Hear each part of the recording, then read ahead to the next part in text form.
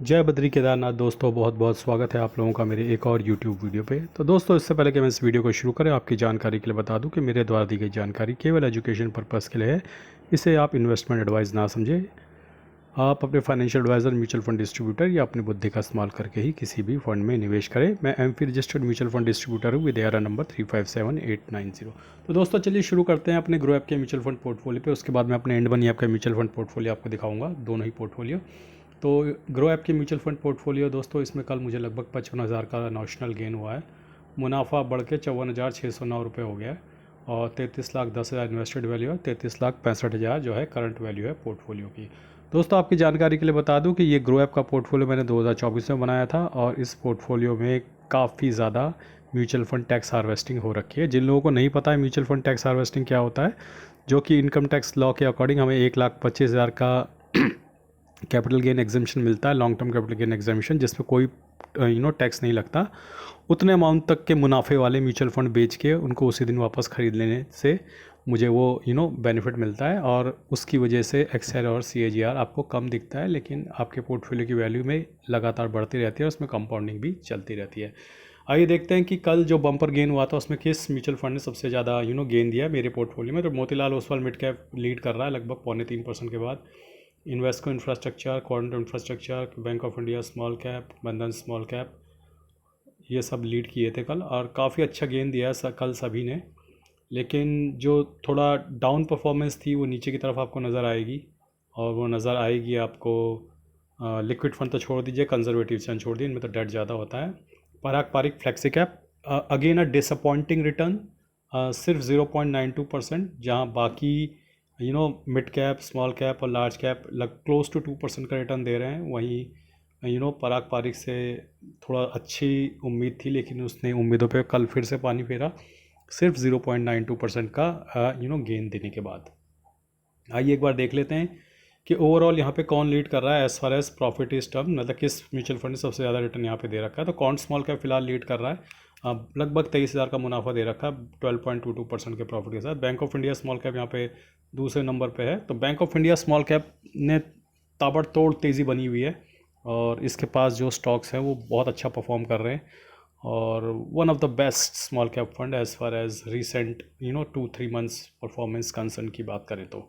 बाकी HDFC mid cap चौथे नंबर पे और एडलवाइज मिड कैप पे चौथे नंबर पर नज़र आएगा, HDFC तीसरे। और मेरे पोर्टफोलियो में आप ये देख रहे हैं कि और कौन कौन से म्यूचुअल फंड है और कितना कितना मुनाफा उन पे चल रहा है।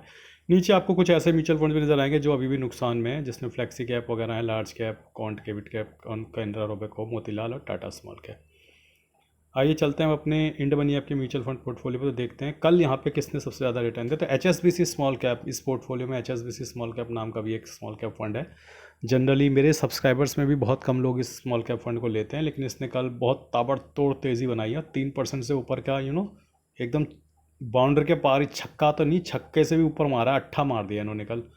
एक ही दिन में 3% का ताबड़तोड़ रिटर्न दे दिया है और सब कल ये लीड कर रहे थे इस पोर्टफोलियो में। फिर मोतीलाल मिड कैप दोनों जगह हैं, इन्वेस्को मिड कैप और Invesco India large and mid. और ये बाकी एक बार नज़र पड़वा देता हूँ, ये कल जिसने कैसा रिटर्न दिया उसके अनुसार ये रैंकिंग बना रखी है।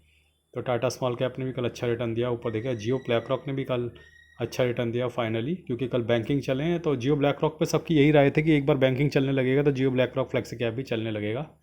तो कल बैंकिंग चले हैं तो जियो ब्लैक रॉक फ्लेक्सी कैप काफ़ी तेज़ी से ऊपर की तरफ जाता हुआ आपको नज़र आया। पराग पारिक यहाँ पे भी डिसअपॉइंट करते हुए नज़र आ रहे हैं। आइए एक बार नज़र मार लेते हैं, देखते हैं कि इस पोर्टफोलियो में कौन सा म्यूचुअल फंड है जो इस वक्त लीड कर रहा है। तो एक बिना किसी देरी के देखते हैं। Bank of India small cap यहाँ पे भी लीड कर रहा है, लगभग 17.5% का रिटर्न है।